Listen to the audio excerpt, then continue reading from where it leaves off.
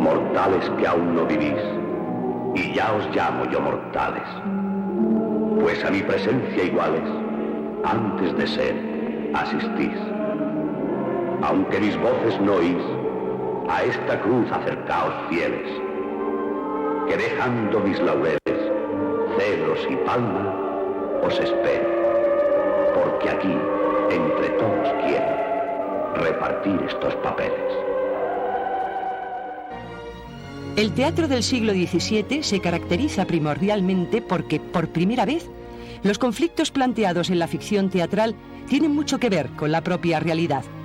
Ya desde finales del siglo anterior y en el teatro inglés, se juega a comparar la vida con los sueños y se introduce un nuevo recurso escénico: la representación dentro de la representación, el teatro dentro del teatro.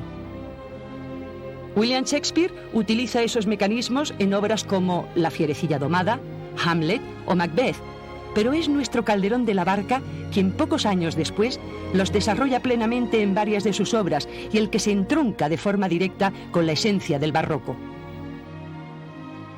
Podríamos decir que nuestro teatro del siglo de oro culmina su barroquización con este autor. Su auto sacramental, El Gran Teatro del Mundo, plantea un paralelismo perfecto entre la vida y la ficción. Es el gran teatro dentro del pequeño teatro. En La vida es sueño, escrita 2 años antes que el discurso del método del filósofo francés Descartes, se anticipa y resume la aventura filosófica del espíritu europeo desde el mencionado Descartes hasta Kant. Sueña el rey, que es rey, y vive con este engaño mandando, disponiendo y gobernando. Y este aplauso que recibe prestado en el viento escribe y en cenizas le convierte la muerte. Desdicha fuerte, que hay quien intente reinar viendo que ha de despertar en el sueño de la muerte.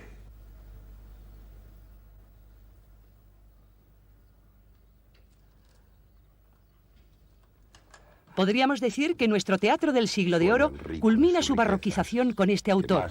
Su auto sacramental, El Gran Teatro del Mundo, plantea un paralelismo perfecto entre la vida y la ficción. Es el gran teatro dentro del pequeño teatro. En La vida es sueño, escrita 2 años antes que el discurso del método del filósofo francés Descartes, se anticipa y resume la aventura filosófica del espíritu europeo desde el mencionado Descartes hasta Kant.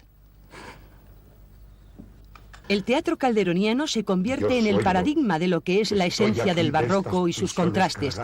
Su hondura filosófica, su concepción de la libertad del ser humano, el libre albedrío católico, su formación teológica y su excelente carpintería teatral le convierten en el dramaturgo puro por excelencia, con la imaginación escénica más creativa y cambiante que haya tenido nunca España.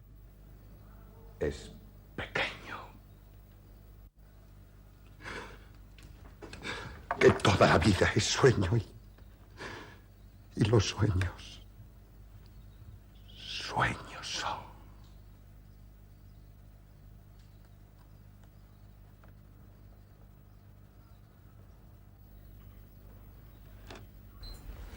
El conocido hábito de ensillar a nuestros seres más queridos, de reducirlos a un esquema, ha llevado a presentar a don Pedro Calderón de la Barca como un ejemplar producto de la Contrarreforma.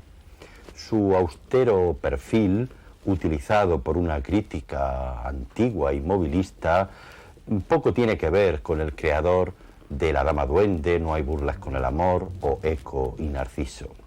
Otras veces se nos ha presentado junto a Lope de Vega en una comparación que, como todas, suelen ser odiosas, puesto que si el Fénix presenta una biografía dinámica en donde no oculta jamás ningún lance o amorío, Calderón es otra cosa, se ofrece siempre huidizo, remiso a las huellas más personales, dejando apenas siempre en primer plano solo las teatrales. Es más, diríamos que muchas veces da la impresión que el propio autor borra dichas huellas. Es lo que aparece de alguna manera en el caso de la persecución del hombre que acuchilla a su hermano Diego y que hace que tanto don Pedro como otros colegas y amigos entran poco menos que a saco a un convento de monjas.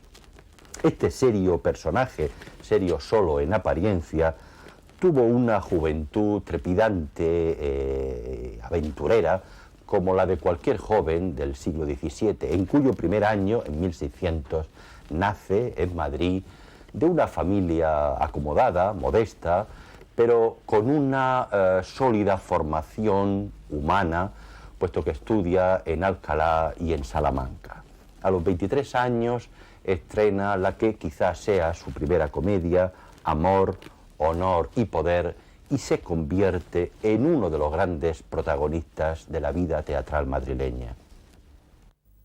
Mira si cerradas esas ventanas están. Y con aldabas y rejas. Con mayor duda me dejas y 1000 sospechas me dan. ¿De qué? No sabré explicar yo. En efecto, ¿qué has de hacer? Escribir y responder pretendo hasta averiguarlo. Con estilo que parezca que no he hallado en mi valor ni admiración ni temor. Que no dudo que se ofrezca una ocasión en que demos, viendo qué papeles hay, con quien los lleva y los trae. ¿Y de aquesto no daremos cuenta a los huéspedes? No, porque no tengo de hacer mal alguno a una mujer que así de mí se fió. Luego ya ofendes a quien su galán juzgas. ¿No tal? Pues sin hacerla ella mal, puedo yo proceder bien. No, señor. Más hay aquí de lo que a ti te parece. Con cada discurso crece mi sospecha. ¿Cómo así? ¿Ves aquí que van y vienen papeles y que jamás, aunque lo examines más, ciertos desengaños tienen? ¿Qué creerás? Que ingenio y arte hay para entrar y salir, para cerrar, para abrir, y que el cuarto tiene parte por donde. Y en duda tal, el juicio podré perder, pero no cosme creer cosa sobrenatural. ¿No hay duendes? Nadie los vio. ¿Familiares? Son quimeras. ¿Brujas? Menos. ¿Hechiceras? ¡Qué error! ¿Hay súcubos? No. ¿Encantadoras? Tampoco. ¿Mágicas? Es necedad. ¿Nigromantes? Liviandad. ¿Energúmenos? ¡Qué loco! ¡Vive Dios que te cogí! ¡Diablos! Sin poder notorio. ¿Hay almas del purgatorio? ¿Que me enamoren a mí? Ay, más necia bobería. Déjame, que estás cansado. En fin, ¿qué has determinado? Asistir de noche y día con cuidados singulares. Aquí el desengaño fundo, sin creer que hay en el mundo ni duendes ni familiares. Pues yo en efecto presumo que algún demonio los trae, que esto y más habrá donde hay quien tome tabaco de humo. Parece evidente que todo lo que imagina y crea un dramaturgo se conecta de un modo u otro con su propia personalidad. Si eso es así, no cabe la menor duda de que el primer Calderón de los teatros de Madrid era un joven de cierta inclinación a la violencia, egocéntrico, con no pocos traumas sobre la autoridad familiar, y diría incluso continuas ironías sobre la condición femenina, con la condición de la mujer. Estas obsesiones, todas de una manera u otra, se vieron reflejadas en sus primeras comedias. Sucede que, como en los casos de un autor excepcional como Calderón, estas fijaciones y algunas otras más se convierten en materia escénica de primer orden gracias a unas extraordinarias dotes para teatralizarlo todo lo que tocaba Calderón. Sin esa facilidad para transformar un montón de versos en historias llenas de acción y emoción, Calderón no hubiera alcanzado el respeto de todos sus paisanos y de todos los autores contemporáneos a él, porque Calderón, ante todo, era teatro, era puro teatro. Llegó a la escena cuando la comedia estaba en toda su plenitud, cuando los corrales de comedia se llenaban, y consiguió evolucionar el muy abierto concepto de la comedia lo pesca en uno más cerrado y más perfecto que él ideó. Quizá el modelo más importante o más notable de su comedia sea La Dama Duende, estrenada cuando él apenas si contaba con 29 años.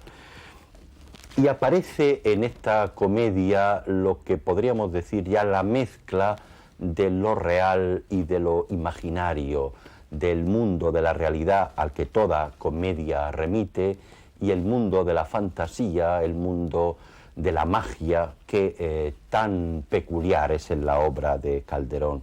Por mí lo dice y por ella. Ya por lo menos vencí una duda. Pues ya vi que aunque es verdad que es aquella, no es su dama. Porque el despreciado no viviera si en su casa la tuviera. En 1979, Alfredo Castellón dirigió y realizó para Televisión Española La Dama Duende, consiguiendo esa atmósfera divertida y mágica, producto de la mezcla constante entre lo real y lo imaginario. El argumento de esta obra gira alrededor del honor y de una alacena falsa.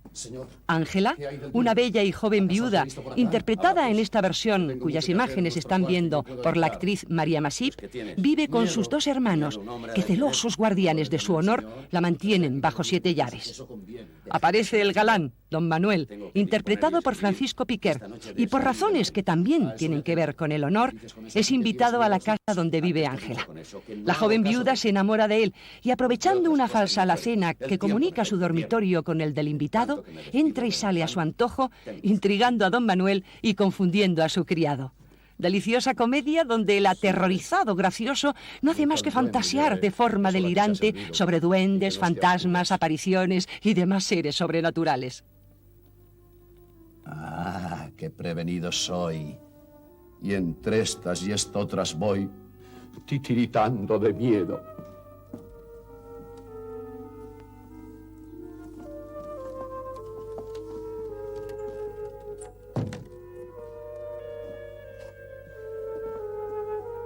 Fuera están, que así el criado me lo dijo.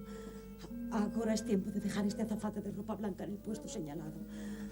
Ay de mí triste, que como es de noche, tengo con la grande oscuridad de mí misma asombro y miedo. Y válgame Dios, que temblando estoy. El duende primero soy, que se encomienda a Dios. No hallo el bufete. ¿Qué es esto? Con la turbación y espanto perdí de la sala el tiento. No sé dónde estoy ni hallo la mesa. ¿Qué he de hacer? Cielos. Si no acertase salir y me hallasen aquí dentro, dábamos con todo el caso al traste. Gran temor tengo. Y más ahora que abrir la puerta del cuarto siento y trae luz el que la abre. Aquí dio fin el suceso, que ya ni puedo esconderme ni volver a salir puedo. Duende, mi señor, si acaso obligan los rendimientos a los duendes bien nacidos, humildemente le ruego que no se acuerde de mí en sus muchos embelecos. Y esto por 4 razones. La primera yo me entiendo, la segunda usted la sabe, la tercera por aquello de que a buen entendedor, la cuarta por estos versos. Señora dama duende, duélase de mí, que soy niño y solo y nunca en tal me vi. Ya con la luz he cobrado el tino del aposento. Ay, qué gran músico es el miedo. Esto ha de ser de esta suerte. ¡Ay! ¡Que me ha muerto! Ahora no podré escaparme. Toda esa primera etapa de Calderón está llena de actitudes vitales que son imprescindibles por las vivencias que va adquiriendo para su teatro conocido como teatro de capa y espada, entre las cuales está la comedia La Dama Duende. Evidentemente, él siguió la línea de Lope y Tirso. A mi modo de ver, más la de Tirso, cosa que fue positiva, puesto que Tirso sí que es el verdadero representante de este tipo de comedias. Pero Calderón va mucho más lejos.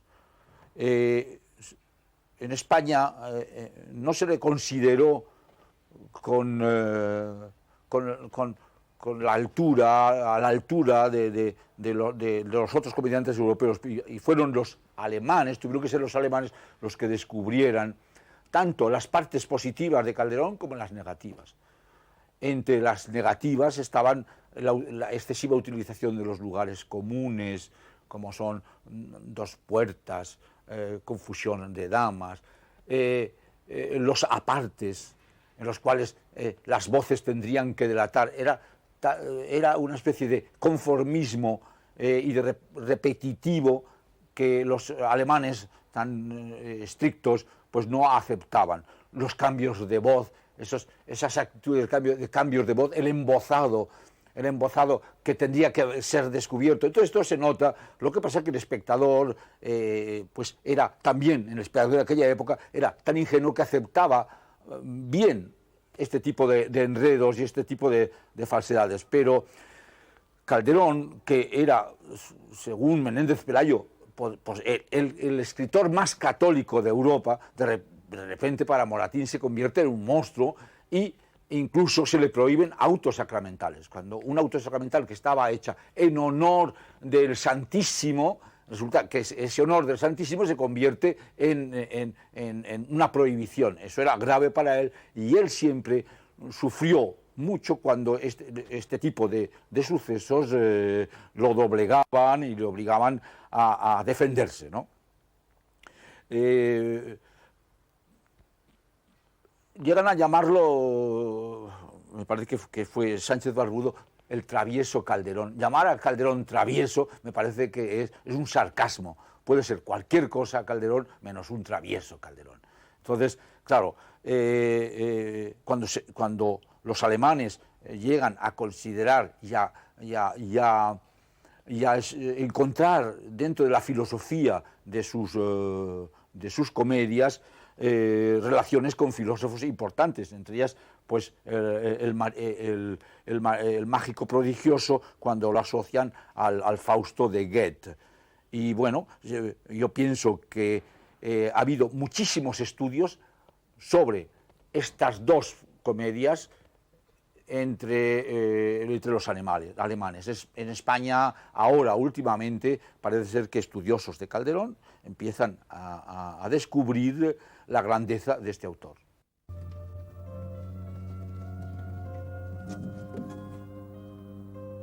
Yo vi un hombre, vive Dios. ¿Cómo tienen desviada la alacena? Está de ser de esta suerte. Don Manuel. Luis, ¿qué es esto? ¿Quién vio confusión más fuerte? Oigan por dónde se entró. Decirlo quise 1000 veces. Mal caballero, villano, traidor, fementido, huésped, que al honor de quien te ampara te estima y te favorece, sin recato te aventuras y sin decoro te atreves. ¡Esgrime ese infame acero! Efectivamente, Calderón de la Barca disfruta desde hace bastante tiempo de una reputación internacional basada fundamentalmente en su equilibrada carpintería teatral y en su delicado lirismo. Todos los autores del Siglo de Oro dan mucha importancia al argumento que tienen que contar, pero mientras que Lope, por ejemplo, se contenta con la trama y el carácter, Calderón introduce lo que podría llamarse una nota filosófica. Mientras que los dramas de Lope están basados principalmente sobre el tema del amor, los de Calderón se centran con frecuencia sobre un concepto peculiar y restringido del honor, como ocurre en El médico de su honra, espeluznante drama donde un médico mata a su mujer por la simple sospecha de haber sido engañado. Y cuando los ojos mienten, pretendes que también mienta el oído. ¡También! Todos en fin mienten. Solo tú dices verdad. Y eres tú solo el que tete. Porque aún antes que lo digas, que lo imagines y pienses, te habré quitado la vida. Y por ya es fuerza reñir, riñamos como se debe. Quede entre los dos la luz, que nos alumbre igualmente. Cierra después esa puerta por donde entraste imprudente, mientras yo cierro esta otra. Calderón, que tanto había convivido con el honor, quizá no fuese tan honrado como sus biógrafos señalan. Lo que sí tenía claro es que los casos de honra eran mejores, como decía Lope. Para ellos desplegó su más fino, su más preciso olfato de genio creador. En sus propias carnes había vivido aquello de que el honor es el único bien del caballero. Pero ¿qué pasaría si un imprevisto, si un malentendido, si una situación superior rompe el equilibrio del orden establecido? Entonces se dramatiza la realidad y los versos crean un rico universo de ficción. Es lo que sucede en una de sus grandes obras que tienen como eje axial el tema del honor, El alcalde de Zalamea. El alcalde de Zalamea, de cómoda y popular interpretación, combina hábilmente los distintos puntos de vista frente al hecho que más compromete el honor de la familia, la violación de la hija.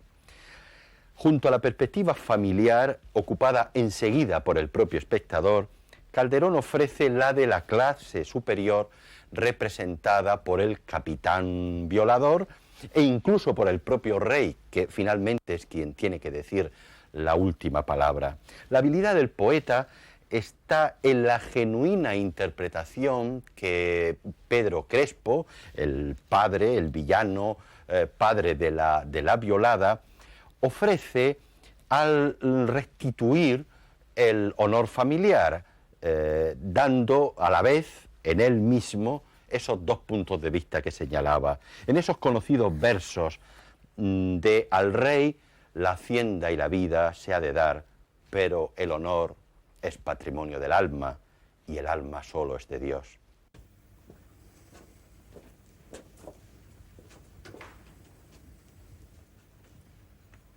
Mil gracias, señor, os doy por la merced que me hicisteis de excusarme la ocasión de perderme.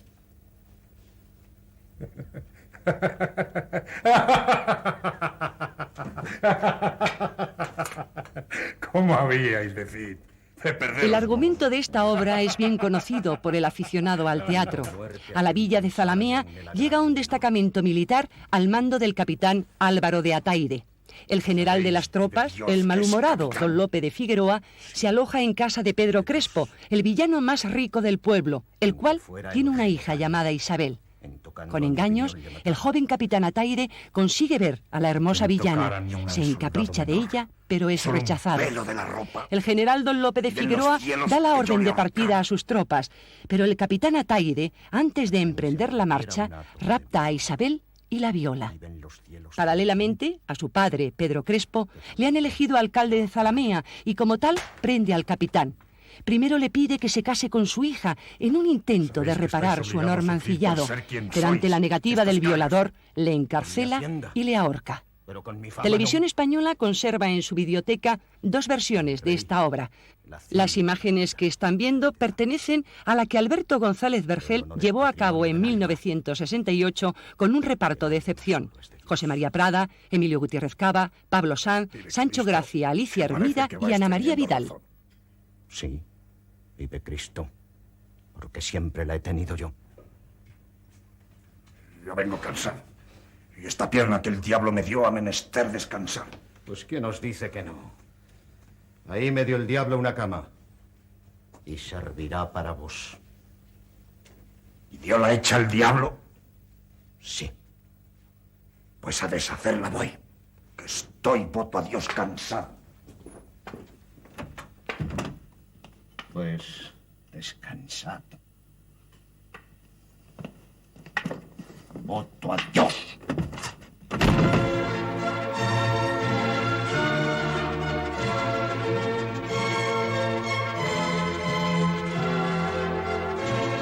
En este alcalde, quien tiene realmente importancia es José María Prada. A él yo quiero desde aquí rendirle un humilde homenaje, porque José María fue un actor maravilloso. Desgraciadamente, hace años que dejó de estar con nosotros. Aunque no va a dejar de estar con nosotros, porque estará siempre, su interpretación estará siempre ahí. Y siempre le recordaremos y siempre aprenderemos de él. Es un actor que, bueno, en este alcalde se ve muy bien, es un actor con una gran sensibilidad, con una gran fuerza interior. Un actor que interpretaba lo que nosotros decimos los actores de dentro a fuera. Es decir, primero pasaban las cosas por él, por su corazón, por sus sentimientos, y luego salían por su boca. Entonces trabajar con él era como muy fácil, porque él te lo daba ya casi todo hecho. Él te transmitía toda esa energía. Yo tuve la suerte, no sé si lo he dicho antes, de intervenir con él en muchos personajes maravillosos en televisión y también en teatro. A él, desde aquí, quiero rendirle este homenaje porque este alcalde está fabuloso, no se puede mejorar, pienso yo. Por supuesto que, claro, encontraréis muchas faltas, muchos fallos, pero tenéis que pensar que, claro, esto lo hicimos en el año 68, los medios de entonces no eran los de ahora, trabajábamos a unas velocidades vertiginosas. Quizá esto lo grabamos en 5 días y tuvimos como 10 días para aprendérnoslo, pero se trabajaba con tanto amor, con tanta ilusión.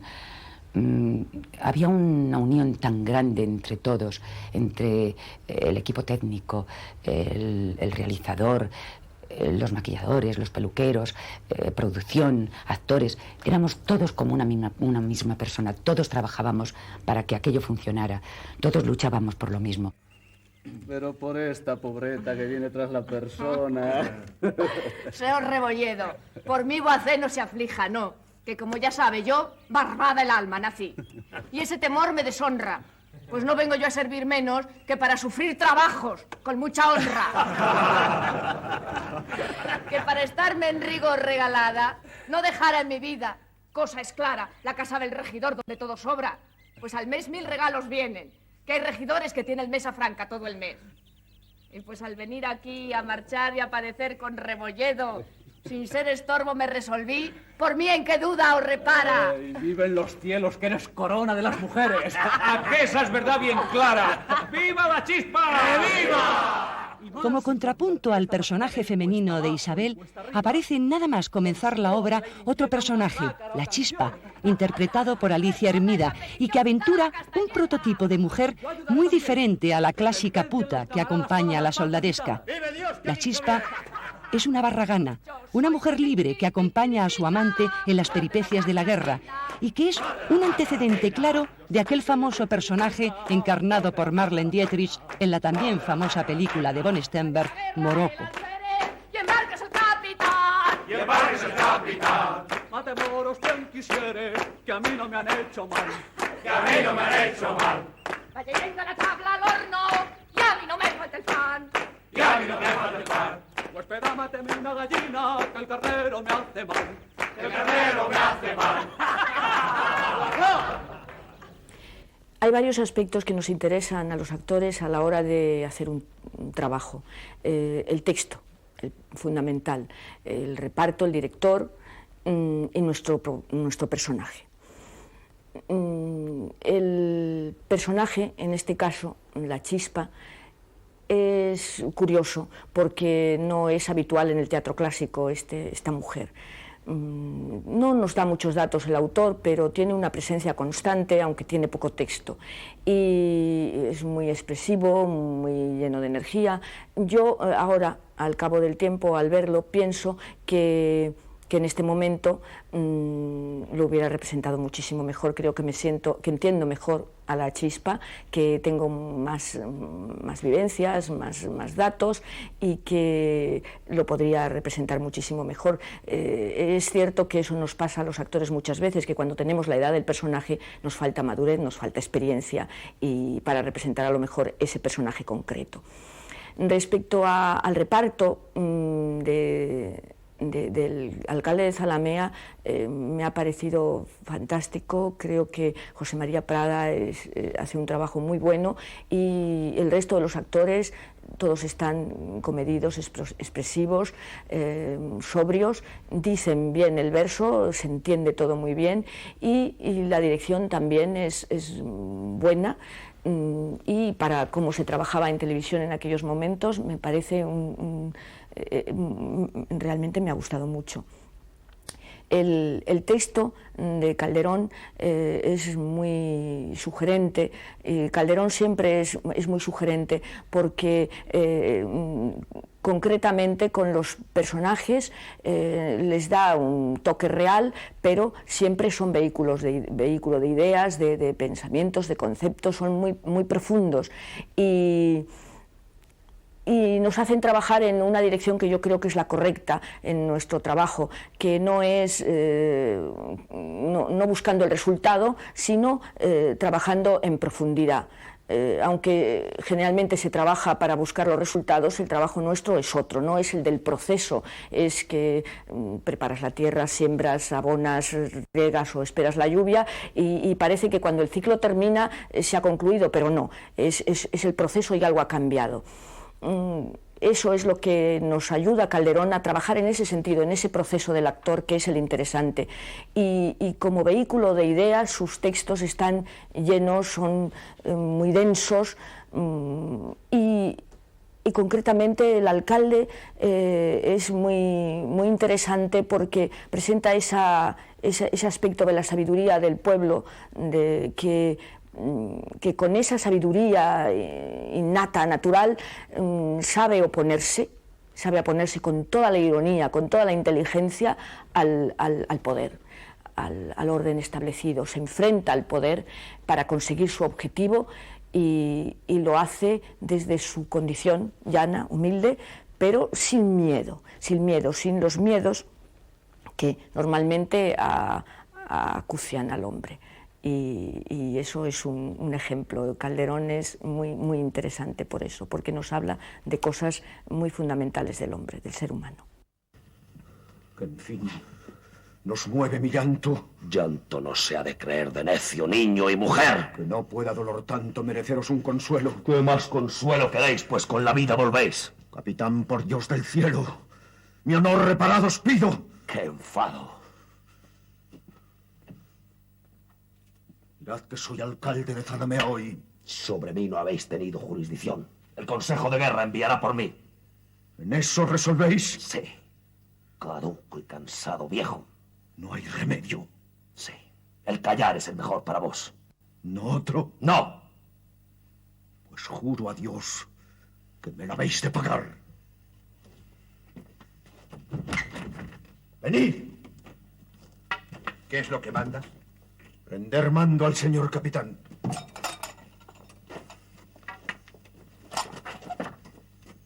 Buenos son vuestros extremos. Con un hombre como yo y en servicio del rey no se puede hacer. Probaremos. De aquí, si no es preso muerto, no saldréis. Yo os apercibo que soy un capitán vivo. ¿Soy yo acaso alcalde muerto? ¡Daos al instante a prisión! No me puedo defender. Fuerza es dejarme prender. Al rey de esta sin razón me quejaré. Yo también de Sotra. Y aun bien que está cerca de aquí, y nos oirá los dos. Dejares bien esa espada. No es razón. ¿Cómo no? Si vais preso. Tratad con respeto.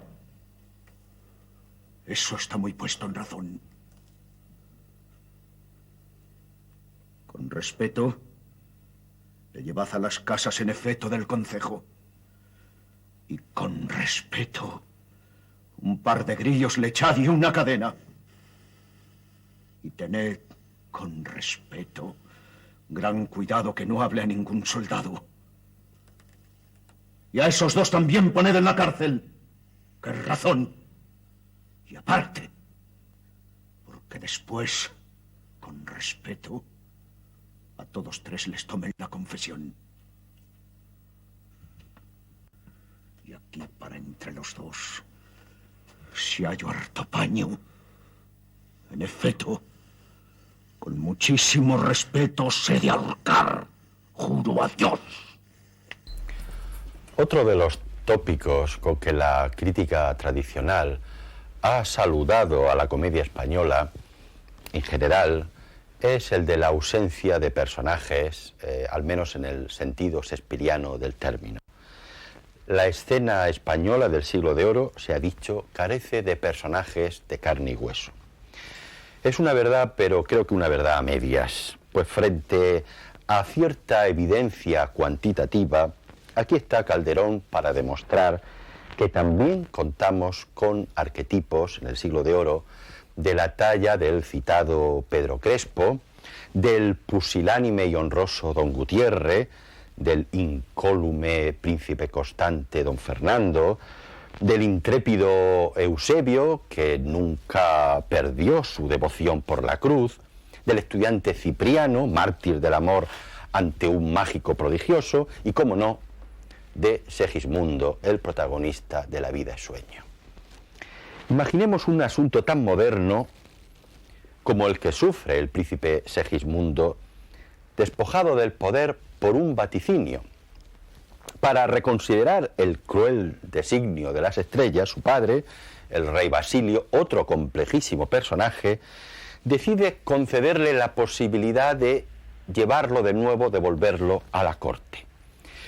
En esta devolución a la corte, Segismundo sufre un choque tan fuerte y tan notable que no lo resiste, ofreciendo entonces su rostro salvaje y pasional.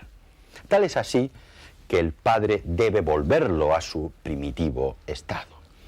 Segismundo, de nuevo en su realidad, duda de esta, pues le hacen ver que todo lo sucedido ha sido un sueño. Aparece de nuevo el plano de la realidad y el de la ficción sueño, como en muchas de sus comedias, teatralizados los dos planos en grado sumo. Nada como el teatro, demostró Calderón, para mostrar la fantasía real o la realidad onírica, frontera que cruzan con decisión personajes como el de Segismundo. En dicho recorrido entre uno y otro mundo, Calderón nunca desaprovecha la ocasión para escenificar el bien como categoría absoluta que ejemplifica el paso del hombre por el mundo. Pues estamos, dice Calderón, en mundo tan singular que el vivir solo es soñar, y la experiencia me enseña que el hombre que vive sueña lo que es hasta despertar.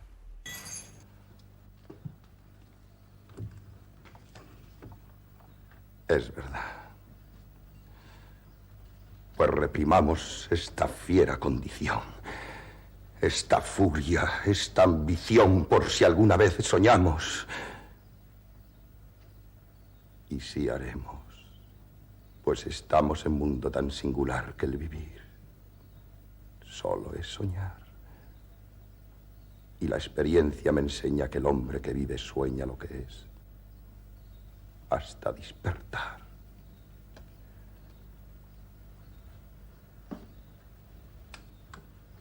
Astolfo, ¿qué es esto? Soltad, Astolfo, el retrato. Señora.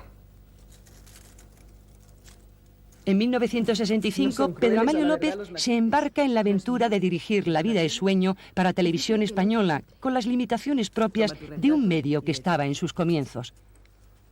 La obra de Calderón dura 2 horas aproximadamente y el realizador tuvo que adaptarla para que se ajustara a la hora y cuarto que se dedicaba entonces al espacio teatral. Esto influyó decisivamente en la puesta en escena. Pedro Amalio López optó por suprimir todo aquello que no tuviera que ver con las dudas de los dos personajes centrales, el príncipe Segismundo y su padre, el rey Basilio.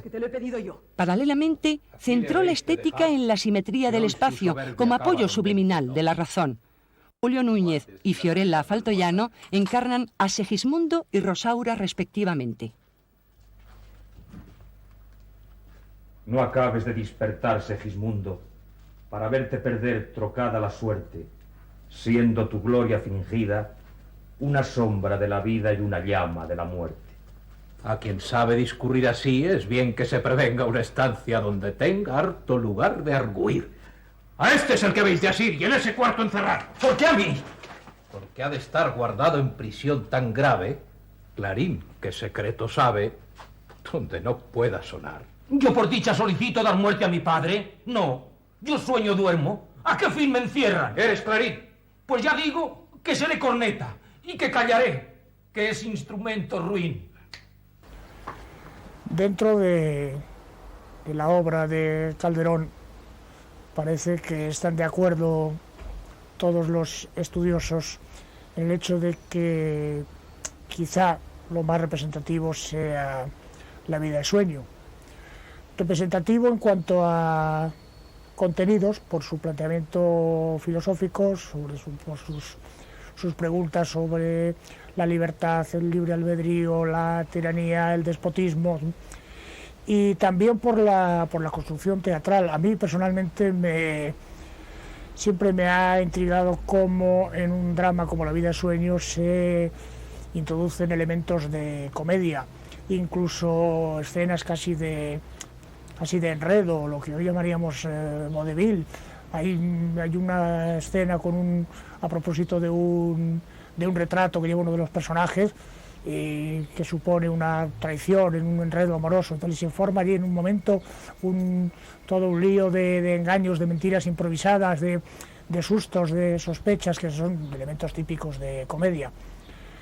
Hombre, dejo aparte, por supuesto, el personaje del gracioso, el personaje del Clarín, porque eso era obligado en la época. Pero a mí esto de que haya elementos de comedia me sorprende. Bueno, no estamos hablando de una tragedia al estilo Shakespeare, sino de un drama, en el que bueno, no es extraño que haya elementos, digamos, de distensión. Pero esa forma de jugar con las dos cosas, que bueno, no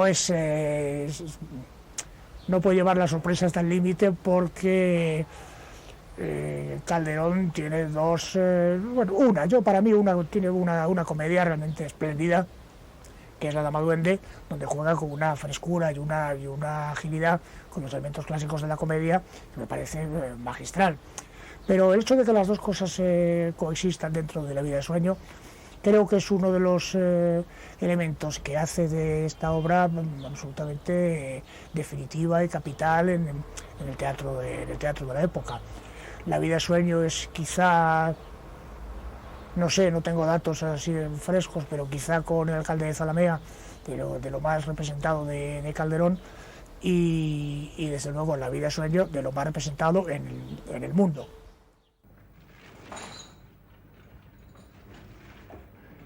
Apurar, cielos, pretendo, ya que me tratáis así. ¿Qué delito cometí contra vosotros naciendo? Aunque si nací, ya entiendo qué delito he cometido. Bastante causa ha tenido vuestra justicia y rigor, pues el delito mayor del hombre es haber nacido. Solo quisiera saber para apurar mis desvelos, dejando a una parte, cielos, el delito de nacer. ¿Qué más os pude ofender para castigarme más? No nacieron los demás. Pues si los demás nacieron, ¿qué privilegios tuvieron que yo no gocé jamás?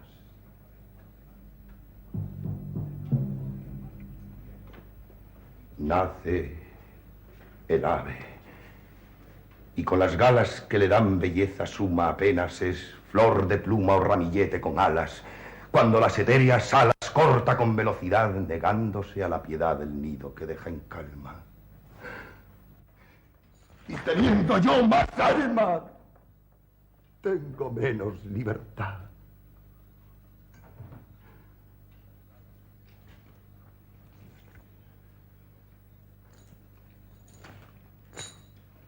Nace el bruto, y con la piel que dibujan manchas bellas, apenas signos de estrellas gracias al docto pincel, cuando atrevido y cruel la humana necesidad le obliga a tener crueldad, monstruo de su laberinto.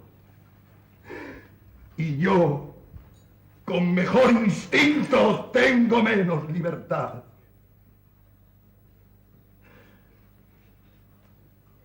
Nace el pez que no respira, aborto de ovas y lamas, y apenas bajel de escamas entre las ondas se mira, cuando a todas partes gira midiendo la inmensidad de tanta capacidad como le da el centro frío. Y yo, con más albedrío, tengo menos libertad.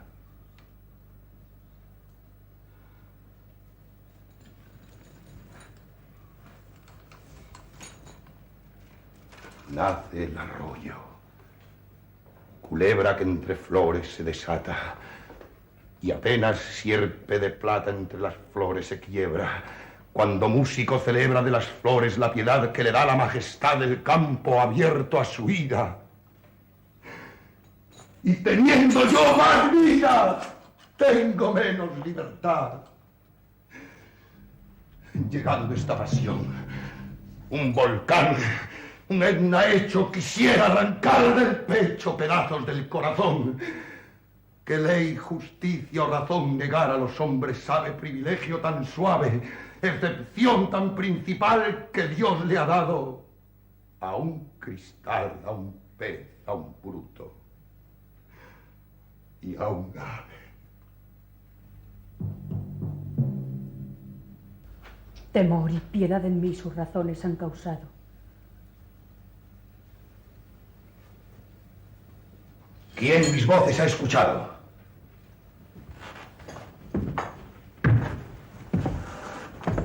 No es sino un triste ay de mí, que en estas bóvedas frías oyó tus melancolías.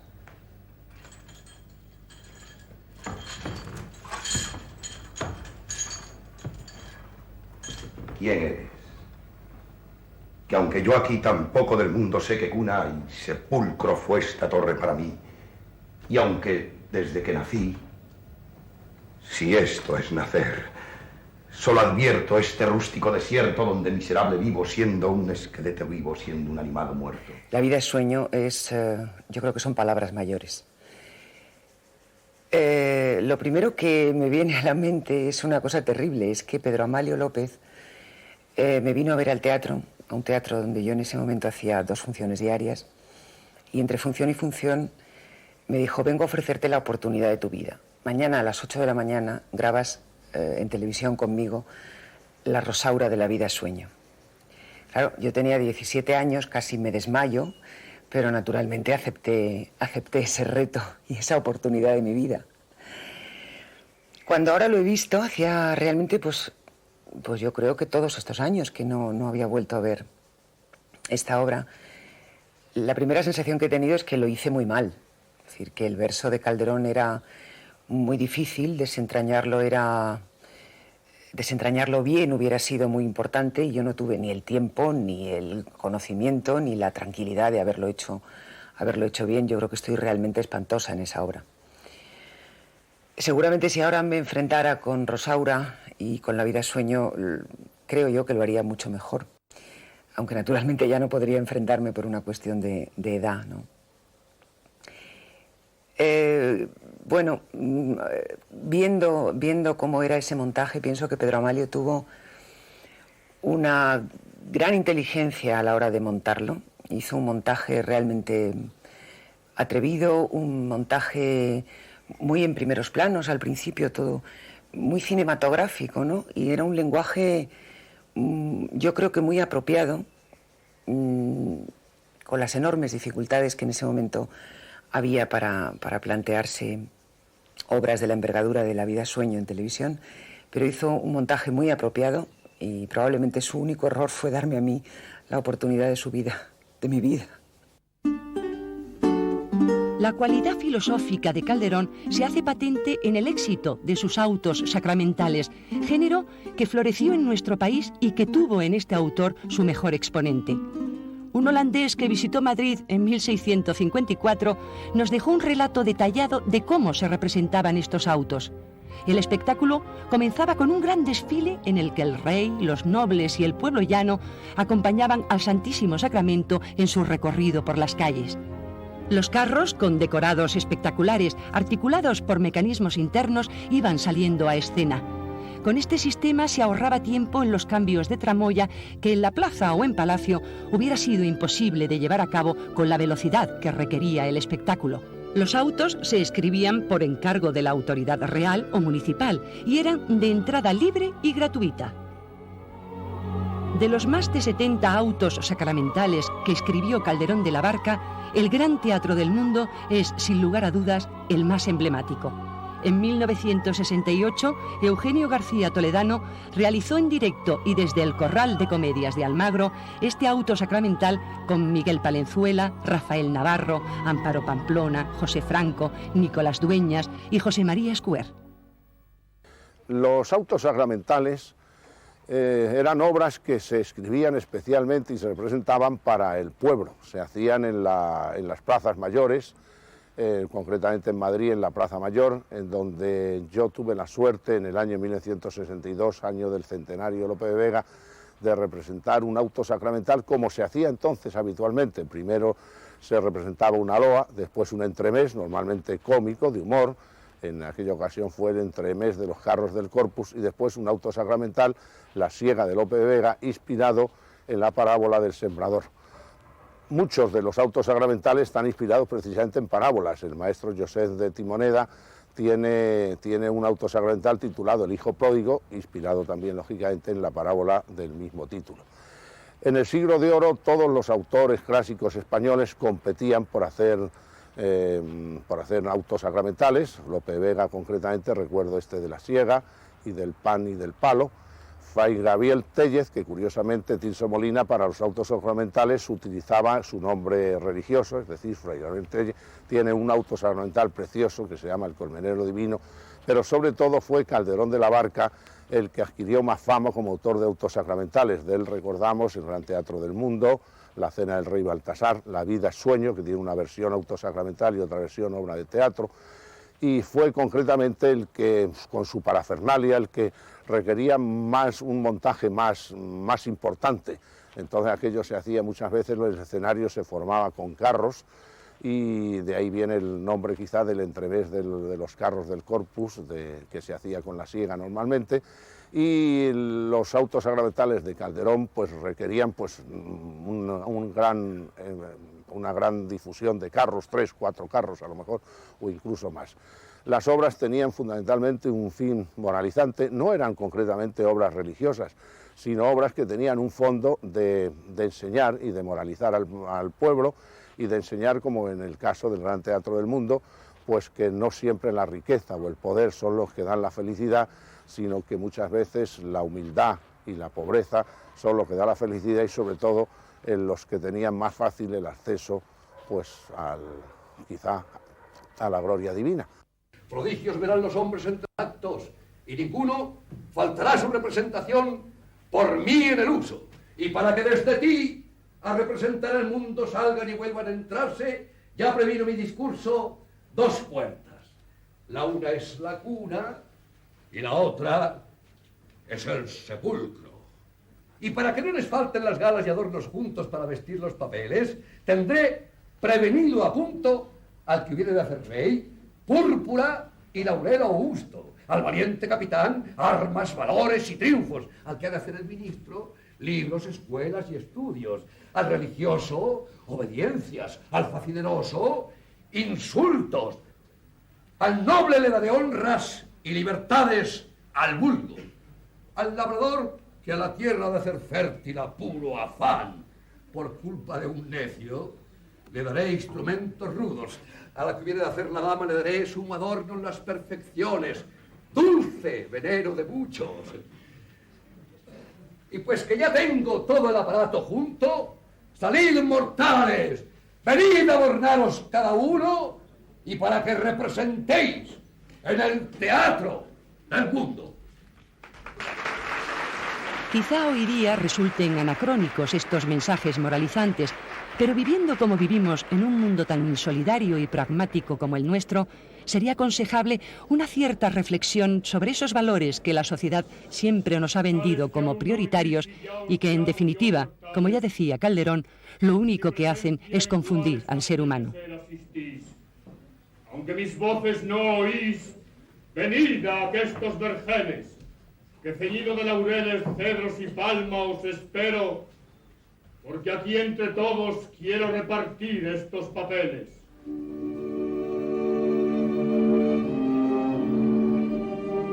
El Gran Teatro del Mundo. El Gran Teatro del Mundo, junto con La Vida es Sueño, seguramente son las 2 obras fundamentales dentro de todo lo fundamental que es la obra de Calderón, que es, sin duda, el mejor dramaturgo de todos los tiempos, me refiero a los españoles. Hace falta mucha vocación de espectador, falta mucha paciencia y mucho oído para aguantarse un auto sacramental con ese estatismo que tienen los autos sacramentales, que son figuras que parece que no se mueven, están siempre muy estáticas. No tiene un juego teatral como lo tiene Lope en sus comedias, que incluso tiene en los dramas momentos muy divertidos. Pero es una obra maravillosa, y si se aguanta el primer cuarto de hora, la van a aguantar toda con mucho agrado, porque suena que es un primor. Ya estamos a tu obediencia, autor nuestro. que no ha sido necesario haber nacido para estar en tu presencia. Alma, sentido, potencia, vida ni razón tenemos. Todos informes nos vemos. Polvo somos de tus pies. Sopla que este polvo, pues, para que representemos. Don Pedro Calderón de la Barca fue capaz de alternar su vocación religiosa con la teatral. La primera surge, al menos coinciden las fechas, con la muerte de un hijo natural que muere a edad temprana. La teatral le acompaña a lo largo de toda su vida. Protegido por el favor real, su quehacer cotidiano discurrió pacíficamente entre el bullicio madrileño de la corte, para la cual escribía sus comedias y dramas, y la Catedral de Toledo, en donde, como capellán de reyes, cumplía los oficios propios de su ministerio en un retiro místico que explica su saber teológico y su gran afición a la discusión al modo escolástico. Ante las críticas que suscita su condición de sacerdote en el mundo teatral, Calderón contesta: si es bueno el hacerlo, que no se me critique. Si es malo, que no se me pida.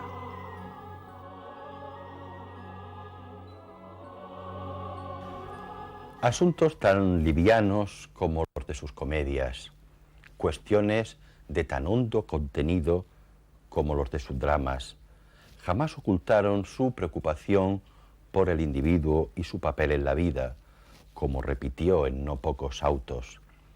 Calderón, como buen artista del barroco, combinó lo temporal con lo eterno, la precisión cómica de sus enredos con los registros adecuados de los autos sacramentales. No debe de extrañarnos esa promiscuidad escénica, pues de materia teatral están construidos todos los géneros que utilizó. No olvidemos que hasta en el entremés Calderón se demostró como un gran maestro, y no digamos en la llamada comedia mitológica que cultivó y representó en sus últimos años con la inapreciable ayuda de ingenios italianos. Don Pedro fue en este sentido tan consumado director de escena como poeta, pues en el Coliseo del Buen Retiro montó espectáculos que serían envidia de los actuales escenógrafos y directores de escena. Con un manejo de tramoyas ya tan intenso, adornó comedias y autos, consiguiendo dotar a sus poleas y apariciones de especiales significados, a veces hasta filosóficos. Tal podemos entender el mensaje de espiritualidad emanado de asuntos tan espectaculares como el del Gran Teatro del Mundo, cuyo argumento, como el de otros muchos autos que escribió, aparece como metáfora o parábola del asunto principal, que es el misterio de la Eucaristía. La vida está presentada como acción teatral de rápido desarrollo, pasa muy ligero, en la que hombres y mujeres hacen papeles determinados. Terminada la representación, terminada la vida, los intérpretes abandonan sus máscaras para presentarse ante el autor, director de escena, Dios en definitiva, que los premiará o castigará según hayan hecho su actuación. Esta parábola tan fácil de entender tiene una compleja significación en donde se mezclan elementos de teología, de filosofía, hasta de astronomía. Calderón fue un gran mezclador de formas, que sabía además como nadie poner las dosis adecuadas en estas mezclas para que cualquier espectador pudiera acceder a alguno de sus aspectos de las obras que escribió. No debe extrañarnos ni mucho menos la fama que hasta en sus contemporáneos mereció, fama que llega a nuestros días sin atender críticos, ni lenguas, ni países. Posiblemente Calderón no es tan grande como Esquilo, no es tan genial como Shakespeare, no es tan popular como Lope, pero Calderón es a la vez grande, genial y popular. Quizá por eso el romántico inglés, el poeta romántico inglés Schiller, escribiera en 1820: no leo más que griego y español. Platón y Calderón son mis dioses. por algo será.